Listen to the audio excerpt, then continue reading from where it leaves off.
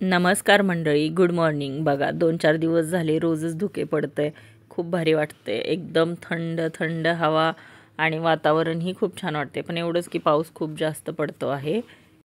तर सकाळचं मी इथे चहा बनवून घेतला आहे आणि टिफिन यांना त्यासाठी थोडीशी भेंडीची भाजी आणि छोले बनवून घेतलेलं आहे. तर छोले मी भिजत ठेवले नव्हते, त्याच्यामुळे मी 5 ते 6 कुकरला शिट्ट्या देऊन शिजवून घेतलेलं आहे. खूप छान झालं होतं, एकदम टेस्टी. आणि चला आता आपण बिर्याणी करूयात. तर त्याच्यासाठी आधी मी बिर्याणीचं जे तांदूळ आहे 1 तास भिजत ठेवलं होतं.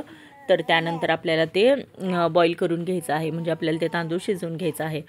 तर मी पूर्ण जास्त असं नाही शिजवत, एक 80-90% शिजवते, कारण परत आपण जेव्हा दमला ठेवतो त्यावेळेसच शिजून निघतं.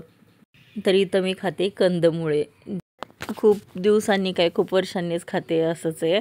कारण इतक्यात कुठे दिसलंही नव्हतं, तर आज बाजारामध्ये भेटलं तर आणलं. इतकं यम्मी टेस्टी लागत होतं, गोड गोड बास. तर आता आपण बिर्याणी बनवून घेऊयात. तर ही झटपट बनणारी बिर्याणी आहे. तर मी 2 ते 3 शिट्ट्या देऊन चिकन आपलं शिजवून घेणार आहे. खूप स्वच्छ असं 7 ते 8 वेळेस पाण्याने धुतलेलं आहे चिकन. त्यानंतर आपण शिजवून घेणार आहोत. त्यामध्ये कांदा टाकलेला आहे आणि टोमॅटो छान असं सोनेरी कलर झाला की त्याच्यामध्ये आपण चिकन आपलं टाकून घेऊया आणि गरम पाणी ॲड करू त्यात आणि मग शिजायला ठेवून देऊ.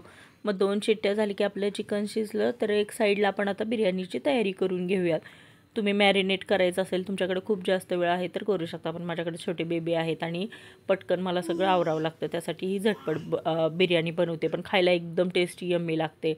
तरी तर मी सुरुवातीला जे वाटण टाकलेलं आहे ना, त्यात हिरवी मिरची आहे, पुदिना आहे, कोथिंबीर आहे, लसूण आणि अद्रकची पेस्ट होती. त्यानंतर मी आपला कांदा 2 कांदे मोठे चिरून घेतले होते आणि 2 टोमॅटो आणि चिकन पण मी जे शिजवून घेतलं याच्यामध्येच मी छान असं रोस्ट करत होते, म्हणजे भाजून घेत होते छान असं.